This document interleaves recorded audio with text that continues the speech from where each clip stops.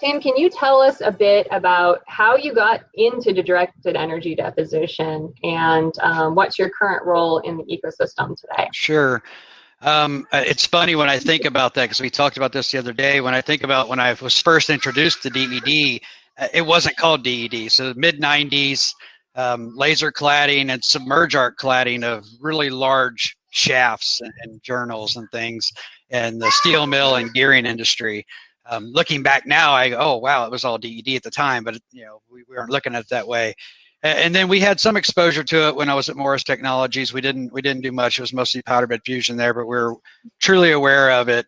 And when I was at Microtech Finishing, we did a lot of development work and a lot of surface characterization of DED processes, because people get really wrapped up around surface roughness when most DED roughness is layers. It's profile. It's not really roughness. And I think that's something that's a long conversation we won't get into today. And then my role at Beam Machines, helping them come to the United States and getting set up here and getting the first machines out there. And we did a lot of work trying to industrialize their specific LMD process. My role today with Siemens is pretty broad. I'm the head of additive manufacturing for Siemens Digital Industries here in the US, focused on hardware. So motion control platforms, CNC controls, and interestingly enough, I think to date we have 28 DED manufacturers using the Cinemeric control to control their machines.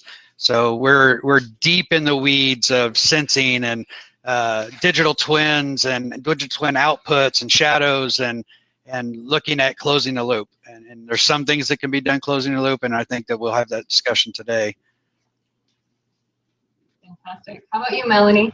Well, I started my career as an aerospace engineer, actually at Lockheed, so I appreciated those tank pictures as well. Then in 2016, co-founded FormAlloy, and we are an OEM, so we make the machines for direct energy deposition and the equipment. And then we also do R&D and services in-house. So, everything from quality studies to low-rate production. And it's been a really fun journey to see, because just from 2016 to now, there's so many more applications, and there's DED parts that are being used to fly in systems. And a lot of people think that it's a new technology and that's why they've seen the adoption increase, but it's not. As we know, and some people know, this technology is rooted in laser welding and laser cladding that's been around for 50, 60 years, when the first industrial lasers were being used. So as lasers have decreased in price and become more of a commodity, it's really opened up the space for what could be done with these lasers. And DED is a great technology for not only additive applications, but also for repair applications and material enhancement. So I know we're going to get into all that today, and I get too excited, so I don't want to keep talking, but it's easy to do. Yeah. I love DED, if you can't tell. I think it's a great technology. Not a one-size-fits-all, but great technology nonetheless. Oh, that's excellent. And I've enjoyed getting to understand more of those capabilities and things from both of you guys, where I want to dig in and I want to see more. So I started my DED journey, which actually was mostly my additive journey as well, when I had the opportunity to stand up an additive manufacturing team focused on laser wire directed energy deposition for GKN Aerospace. So I've joked recently that I have done my career in reverse, because I started with DED and now I'm doing like desktop printing with my kids. I'm getting excited because I got successful builds off my printer. So, it all works. But my role with TBGA, of course, is, we're helping people with their industrialization and their production journey. And so it's across a wide variety of processes, but I get to have the joy of working with John Barnes from our team started his career in DED as well, with the Optimec process, the lens process, and Kevin Slattery on our team is the lead engineer for that F-15 pylon rib that was made, more than a decade ago. So to kick us off, I thought it might make sense to go a bit to the basics on directed energy. This is a slide pulled from our training content. When we talk about additive manufacturing processes, there's always many different names that people use and things like that. And we say, actually, if you break it down into these 3 key questions, you can pretty much understand the process. So how do you form a layer? How is the energy applied? And what is the material? So in the case of a directed energy deposition, we have a layer is created by energy coming together at a focus point to create a bead. So with DED, we often say it's not just layer by layer, but it's bead by bead. The energy comes in many different forms. It can be thermal or kinetic. So for fusion DED processes where you have actual melting, we have electron beam, we have lasers, we have TIG and MIG and plasma processes. So pretty much anything that you can do as a welding process, a material and process combination, someone's probably doing that in a 3-dimensional realm. And then the feed material is either wire or powder particles. Thanks, Laura. What we're seeing here is a hybrid repair of an injection mold for a quadcopter. And the premise behind this is using DED in a hybrid situation to remove damaged areas from a mold, rebuild them up, and then finish machine them in the same setup. And what you're seeing here in the first video it's playing is Siemens NX software, allowing the programmer to go through and program the entire thing in one setup. So never leaving the software, right? Pulling in the CAD geometry, building the CAD geometry for the repair, programming the DED process, and programming the subtractive process. And then if you click one more time, Melanie, or Laura, then you'll see the actual system. As you may or may not be aware, Siemens, we focus heavily on a digital twin and completing digital threads. So having the simulation and having the physical both together, this is the focus of Siemens. Not so much in hybrid, but we appreciate hybrid as well. Siemens is very, very modality and machine agnostic. We don't like to tie our ship to anything. Cool. Yeah, this is a neat video. And I think, one thing to note when we talk about processes and with DED, often they are combined with subsequent machining. Sometimes it's near net deposition and sometimes it's net deposition. There are machines out there similar to this one. There's different groups doing that where they are truly hybrid, where you're doing both additive and subtractive in the same piece of equipment. Yeah, and I think it's noteworthy to mention a hybrid situation is not good for everything. A lot of these materials will need post-thermal processing before you can machine them. I've seen some folks do some Inconel depositions and then try to go mill it while it was hot, and they learned very quickly that that's like milling chewing gum. So that didn't work so well.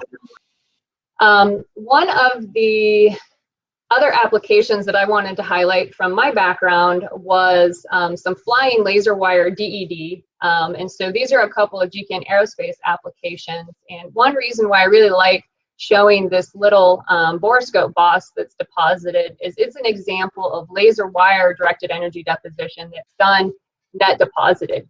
So these are flying around on A350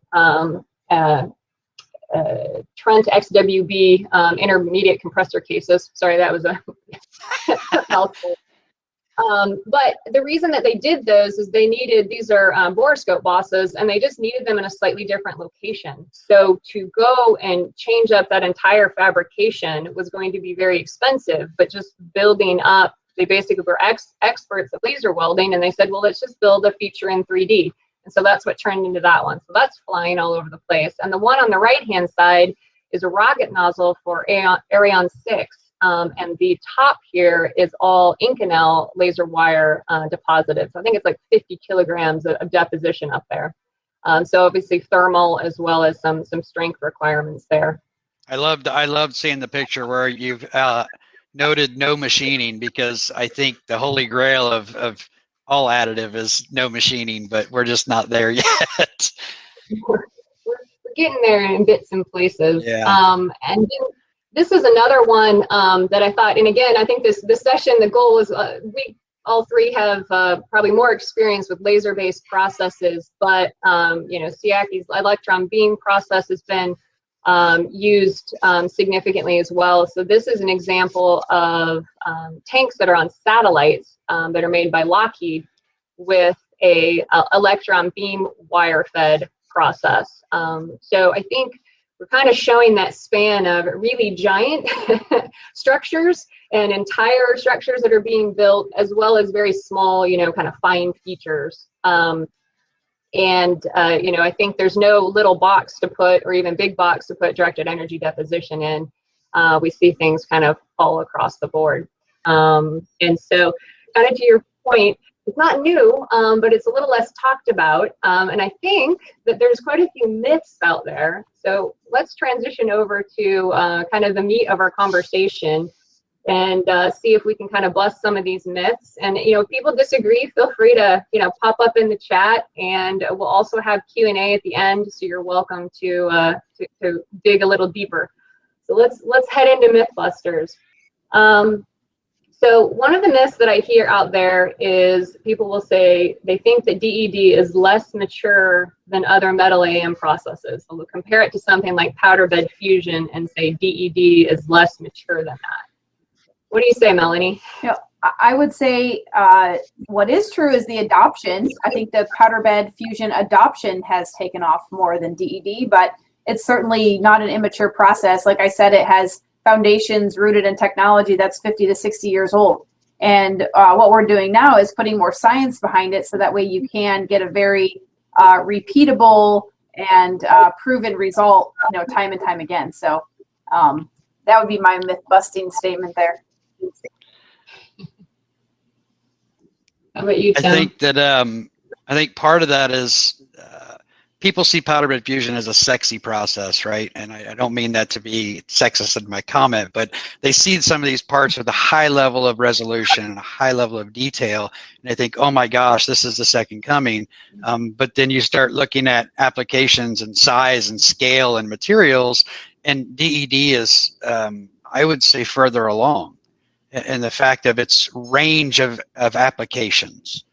Powder bed fusion has some very wonderful applications, I would say predominantly in the high value components. But I think DED, it's just hanging out in the wings over here, working up its steam. Yeah, no, I agree. And I think, you know, almost like a sub myth to that one is that DED is just, you know, some of the barriers is how expensive it is. But again, that's forgetting that there's a variety of types of systems out there. So I know, Melanie, you guys have focused on, you know, creating a more accessible price range with the excellent capability to make sure that it's more accessible to, you know, a broader group of adopters. Yeah, absolutely. And like I said, I mean, one of the big cost drivers of the laser industrial applications was the cost of the lasers, and now the cost of the lasers have gone way down. I mean, even since, you know, 2016, they've been going down. So, you know, that's really one of your highest price components of the system are these high powered lasers. And you know, as those goes down, the technology will continue to be more accessible. But I think you're right. I think having a technology that's accessible, you know, price rise, lets people get more comfortable with it, more applications defined, and then it's easier to scale and adapt in the future. Yeah, I think another point is, as with any new machines or new modality systems out there, the first ones are always more expensive. So people are instantly seeing, oh, look, here's a giant DED machine. Yeah, it's $1 million, $2 million, but somebody had to pay for the R&D to get to that point, because you can't develop these machines overnight. I mean, Laura, you guys designed your own machines at GKN. It didn't happen overnight, and it's a sizable investment. Even to get to the working machine, well, then you got to develop process parameters around specific materials and geometry. So it is a daunting barrier to entry, but I think it's easily managed. It's no different than any other manufacturing technology you would put on your floor. You still have that same path to get to. Right. Well, and it's not also about just the cost of the machinery itself, right? It's the cost of everything around it, like the materials. So if you Yep. look at the material efficiency of a DED system, versus a powder bed, you're going to have, very significant savings there, just because, we're blowing the powder where we need it, or, putting the feedstock where you need it, versus having this huge bed of powder of which you might only use a small percentage. So you have to look at the total life cycle cost, not just the upfront cost. Not to mention using the cheaper cut. Right, that's right. So yeah. getting the cut from the powder bed fusion guys, they took all the small stuff. We'll take the big irregular stuff. It works fine. Yeah. Give us the waste of it and we'll use it. And that makes good parts still. And I think that was one of the things that I was really surprised about blown powder DED was how forgiving the process was to not expensive powder and irregular powder and high variability in the powder. It doesn't care too much. Just give it enough to consume the energy in an efficient manner, and you've got good material. Yeah, so it sounds like we just busted one of our other myths we had listed, which thank you for making the natural segue. So, Sorry. Material being a significant, no, we should, we'll just take it where it goes. So we're gonna flow with it. Saying that material is a significant cost driver. And with other AM processes, it often is. But again, off-the-shelf weld wire, being able to use these wider cuts of powder, and the process being as forgiving as it is. I want to pull on that thread now. So speaking of control of the process, so one of the myths that I also hear is that DED is hard to control, or people will make a comment like, oh, well, there's got to be so many process variables. And I'm thinking, well, it's a lot less than a lot of it's a whole lot less than other technologies. Yeah. So maybe we'll start with Melanie again. Talk to us a little bit about, what the state of the art is for control of DED processes. Yeah, I think, you make two good points there. One is there's not necessarily that many variables in DED as there are in other additive processes. So that's the first thing that I would argue is it's not that much more complex, and in some ways it has less complexity for applications. And then with respect to process control, with new sensors and metrology coming online all the time, it is very straightforward now to measure all elements of your build and control those on the fly, whether you're looking at a specific temperature that you need to stay in for your material application, a particular layer thickness, or melt pool size. We can monitor all of that and control it, and then also record it so that way you can validate that your build was done to the plan it needs to be for to be qualified. And so I think it's the in-process monitoring control, I think, is taking over that hump where people think that it's not controllable, and it's not a process that can be repeated. So we're there. We're just ready to take off. Yeah, I think to add to that, I think one of the factors that I find interesting is if you look at the energy, it's a larger portion of energy to do the process. So the energy can be off a small amount, and it's not a huge impact to the end result. If you think of other processes that use a much lower power energy source, a small amount has a huge impact on their material quality. Where DED, it's much more forgiving on that space. And then I think one of the things that Siemens has really focused on and spent a lot of energy in is, slaving material and power to axis movement. So the control is smart. It knows that it has to slow down to maintain accuracy in a corner. Well, yep. Our controls have the ability to turn down the power, overheating in the corner, or literally ablating the material at worst case. So the control portion, I'd say that's definitely a myth that's easily busted, because if I had to say anything, I would say that powder control is the biggest thing, and just open the valve all the way and melt what you need and pick up the rest later, because turning it on and off might not be the easiest thing. So right now. Yeah, that's excellent. And I think you know, from my past, I think about if I were to go back down to Oak Ridge and the GKN team that's down there, I'm sure they've gone ridiculous leaps and bounds on that from the early days. But I think it's interesting too. And I mean, part of the things that I got excited with Tim with sending me updates, and I'm like, okay, I need to hear more about this. We'll have to do it offline.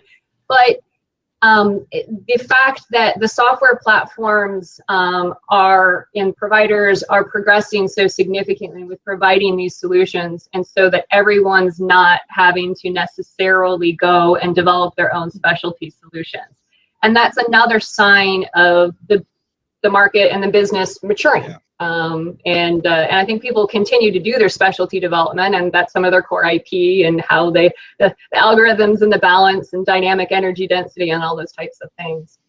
So one, I want to get into, we like to talk about design for AM and modify for AM type concepts. And people like to think, well, DED can't do that. You can only do that with powder bed type processes. So another myth that we wanted to work on debunking was DED cannot do unique functionality like internal features or tailored performance. What say you, Tim? I definitely would disagree with both of those.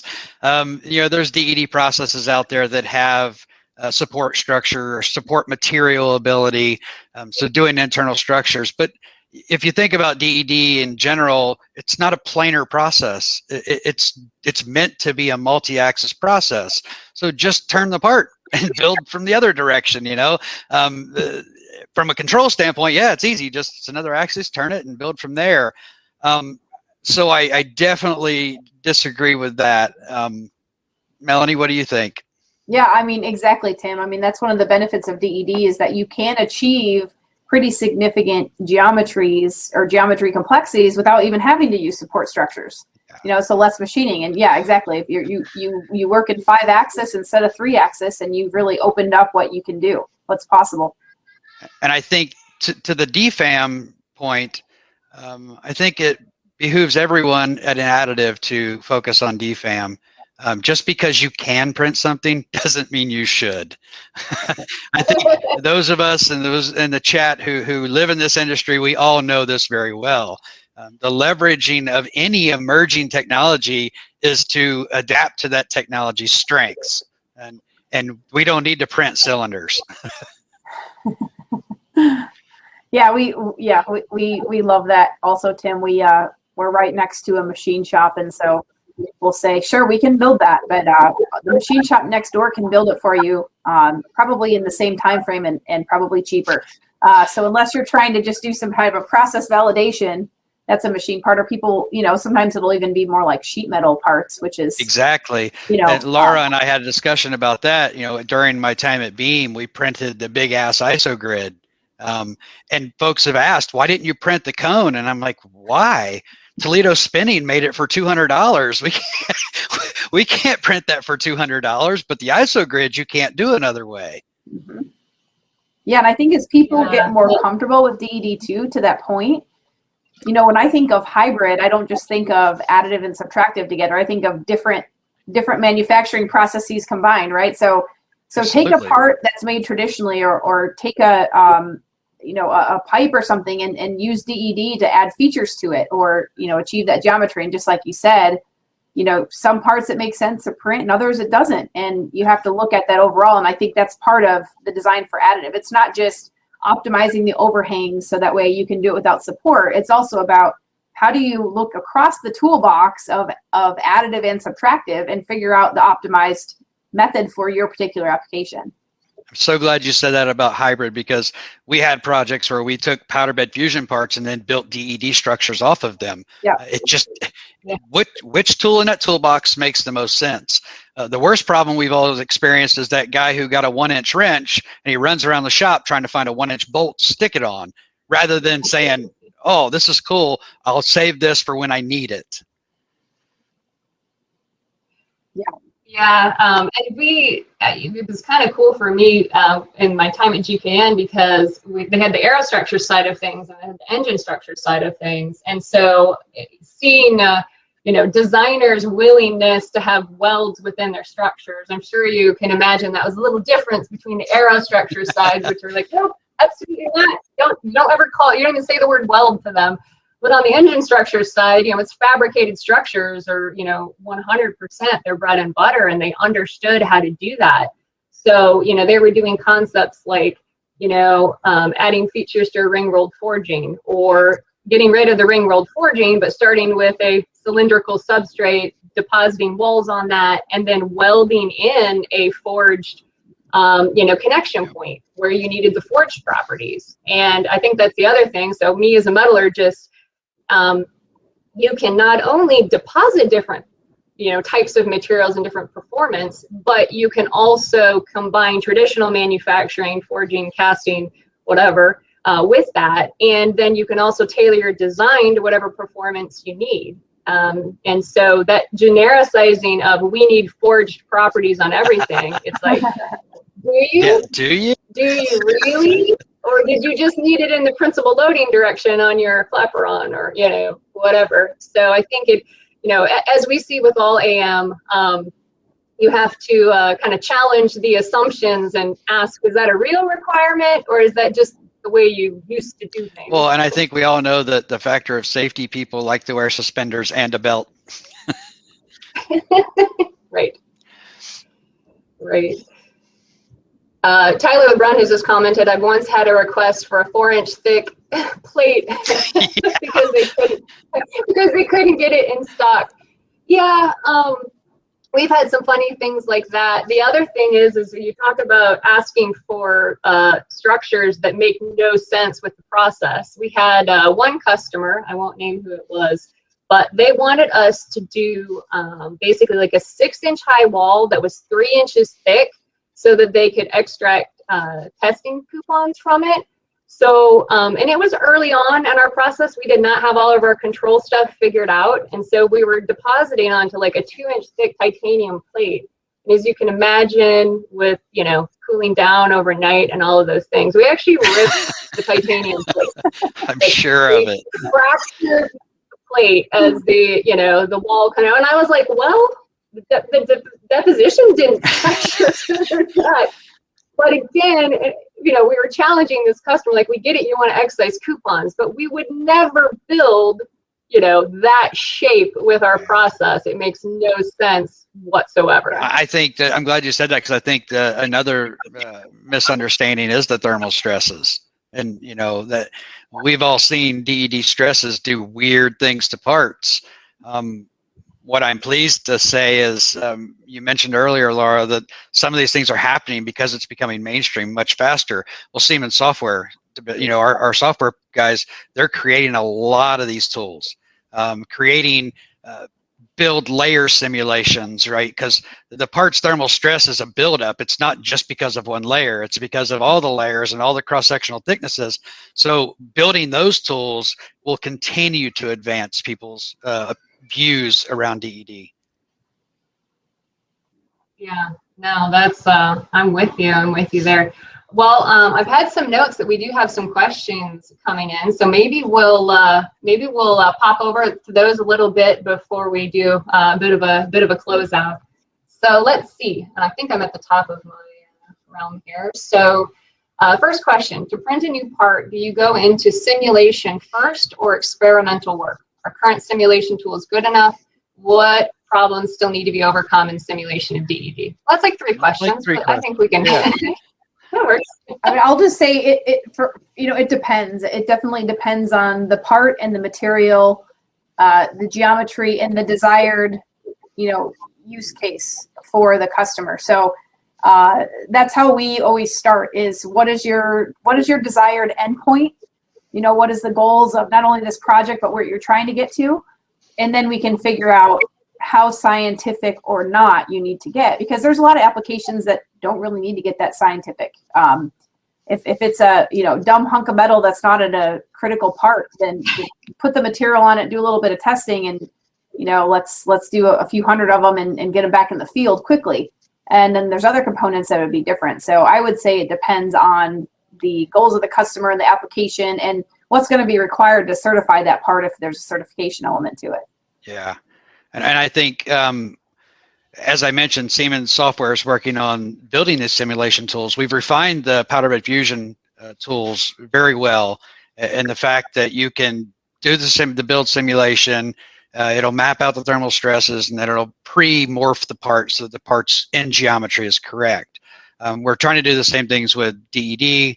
We're still got a long ways to go. There's a lot of work involved in it, but on the path to, as Siemens says, industrialization of additive, building these digital twins and these digital simulations will be the key to a much broader acceptance. It's got to be easier. I mean, Melanie and Laura, you guys have both, we've all beat our head on a machine before. We're thinking, man, I didn't expect that change. I didn't expect that one. So if we can run multiple iterations of a build to understand how it's moving and have software tools to help us with that, it's gonna shorten this runway for us. Yeah, absolutely. And yeah, I was going to say, we look forward to the maturity, improving on those simulation tools so we can use them more. I think on the software side, a lot of the software, because powder bed was adopted more quickly, a lot of the software tools were really tailored more towards powder bed. So now we're seeing that open up and focus more on DED in the entire workflow. And so I'm excited to have more of that come out so that way we can use it more.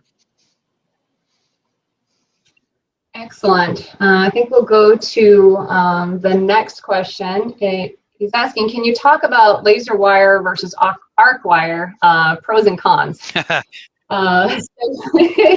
This is interesting conversations, because we mentioned there's so many different energy sources, and it goes back to that engineering answer. It depends. I can make kind of a few comments, and we'll see if you guys want to comment as well. One of the things that we see with there's plasma arc flying applications out there. There's the wire arc. So there's a variety of different, basically any welding process you can go and do in 3D. Some of those systems, some of the pros of those are they're relatively cost efficient. And so you see a lot of people doing steel with those. You can do some titanium, you can do some different things. One of the reasons that we stayed focused on the laser wire source back in my time at GKN was the flexibility of the heat source. So we wanted to be able to do big giant depositions for large areas, and we wanted to do, well, like those completely near net depositions that you saw there. So flexibility of geometries, as well as controlling that melt pool, which had to be super tiny for the little stuff and was big and fat for the big stuff, was one of the reasons why we wanted to go with the laser source. But as we've mentioned, there still is a price tag that comes with that. So it definitely is a cost consideration whenever you're making that trade-off between them. Yeah, and I think from my perspective, not thinking about the material science, but just thinking about deposition rates and accuracies, I think you have to choose the right energy source combination to achieve that. I mean, if you're going to do hot wire arc laser together, now you're talking about deposition rates that are through the roof, but you're also talking about a ton of stress. You're making so much heat, so you're not going to do any really tight geometries. But then you get into a really small wire with a fine laser, and hitting. Somebody made a comment in the chat about building parts that don't need machining. You can achieve that. We've all seen some micro DED putting out plus or minus 25 micron tolerances, and that's good stuff. But again, each one of those energy sources has its place. Yeah. Melanie, do you have any comment on that? Yeah, one? I was just going to add to what Tim said about the, machining versus no machining, or whatever the finishing process might be. And it's all about the trade-off of print resolution and speed, which of course then identifies what power density you're going to need to do that, or, how much energy is going to go into that. So you really have to look at it, holistically. It doesn't make sense to do, slower, finer deposition with lower energy. Or does it make sense to build it really quickly and then just, finish machine or post-process the whole thing? But we definitely see quite a few applications that don't require finished machining. So it's really dependent on the application. Yeah, I like. I saw there was I guess, a research group in Europe who was doing high-speed DED, and they were printing at 10,000 millimeters a minute, and I was like, oh, that's awesome, but you're in a straight line. Yeah. Again, you can do a lot of things that fast in a straight line. Now let's produce geometry with it, and I think there's still some hurdles with physics there. Yeah, absolutely. Well, and I think that was the other thing is depending on the geometry of the part and how big the part is that you're doing, because then you kind of have your sweet spot of where you want to keep your temperature in. And of course, if you're going very fast over the same spot, you're going to have this huge amount of heat generation. But if you're doing a big part and you've got to go 5 feet and then around and then come back before you hit that same one, you know, your heat generation got time to cool. necessarily going to be as high. Yeah, so every bit of that matters. The other thing that you were just talking about that I think we always harp on from the TBGA standpoint, with all AM processes, it's all about the entire value chain of how you get from a material to, you know, a finished assembly, for that matter. You know, I mean, there's groups out there that are looking to optimize even what you do in the AM process to speed up what you're doing in machining, if you have to do machining, but also to optimize the assembly process. Which is all possible when you use all of those, but definitely a depth of knowledge required to wrap your head around that entire value chain. It's interesting you say value chain, because everything we do is revenue generated. It's linked to the revenue generation. You know, people want to use additive because they want to make things lower cost. That's probably not the case today, but what they can do, and we know this, is get better life cycle performance out of the components, or you know, a lot of things, or be more energy efficient, or there's a lot of things, but cost isn't cost isn't always the best thing today. But I'm definitely happy with the path that additive's taking to get there. There are a lot of processes that are very cost effective. Okay, we have another question. It says, isn't it possible to build DED components with low machining or no machining tolerances? I think we could kind of spoken to that. Melanie, you wanna comment on that one? Yeah, I think we covered it. And I think it's a trade-off on, you know, how fast you want to build your part versus the resolution that you're going to get with that part. And like I said, looking at it holistically in terms of what are you going to spend to finish machine it versus, you know, how much time you're going to take on the build. Tim has a guess. Is coming in, and he looks like he's playing with the robot. He probably was. I think he was sharing his cookie. Sorry about that. Welcome to COVID. Yeah, exactly.